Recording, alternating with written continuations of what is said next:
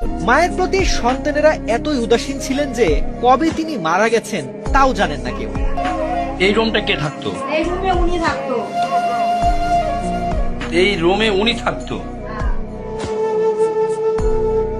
সন্তানেরা সবাই প্রতিষ্ঠিত, একজন সচিব, একজন দেশের স্বনামধন্য বিশ্ববিদ্যালয়ের শিক্ষক, আরেকজন থাকতেন কানাডায়। তবে ৭৫ বছর বয়সী মা নুরজাহান বেগমকে রাখা হয়েছিল মিরপুর ১১ নম্বরে বোনের বাসায়। ৫ তলা এই ভবনের যে ফ্ল্যাটটিতে এই বয়োবৃদ্ধা নারী থাকতেন, সেখানে ঢুকলে মনে হয় এ যেন কোনো এক বস্তির পরিত্যক্ত ঘর। একটি ছোট্ট শোবার ঘর, বিছানার পাশে ছড়িয়ে ছিটিয়ে আছে নানা জিনিসপত্র। এই ঘরেই মরে পড়েছিলেন নুরজাহান বেগম। স্কুলের বই পড়ছিলাম, শিক্ষিত হলে মানুষ হওয়া যায় না। এখন তার বাস্তব প্রমাণ। পদবি, অর্থ, টাকা, কিংবা শিক্ষিকা, কিংবা শিক্ষক, কিংবা বিদেশ, এগুলো হলেই মানুষ হওয়া যায় না।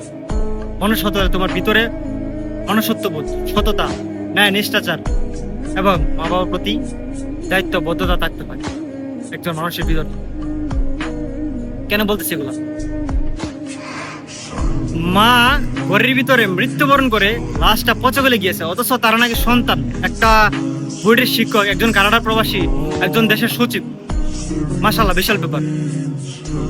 পৃথিবীতে যখন নাকি মা বাবা একটা সন্তান জন্মদান দেয় বা জন্মগ্রহণ করে, প্রত্যেকটা মা বাবা চায় তার সন্তান যেন ভালো একটা চাকরি করে, বড় একটা চাকরি করে, যেন অনেক বড় মানুষ হয়। কিন্তু মাশাআল্লাহ, তারা তিনজন দেশের সবচেয়ে ভালো বড় বড় লেভেলের মানুষ, তারা তিনজন। বিশাল ব্যাপার। কথা হচ্ছে তারা কেমন সন্তান, তাদের মা মৃত্যুবরণ করে পচে গলে গিয়েছে, অথচ তারা জানেই না ঈদের দিন মাকে পর্যন্ত কল দেয় নাই। মা কেমন আছো, কি করতেছো, কই আছো, কি করতেছো, কি খাইছো। কেমন সন্তান তারা তাদের ফিল্ড নিয়ে ব্যস্ত, তারা তাদের মাকে ভুলে গেছে। মা যদি কাফের হয়, মা যদি জালেম হয়, তাও তোর মা, তাও তাদের মা। মাকে তাদের সম্মান করতে হবে, কারণ তার পেট থেকে তুই জন্মদান নিয়েছিস। যে মা 10 মাস 10 দিন তোদেরকে গর্ভধারণ রেখে তোদেরকে পৃথিবীতে আনছে, ওই মাকে তোরা ভুলে গেলি, ওই মাকে তোরা কোনো গুরুত্ব দিলে না। মা মাই হয়। যার পৃথিবীতে মানে তার কাছে জিজ্ঞেস কর মা কি জিনিস।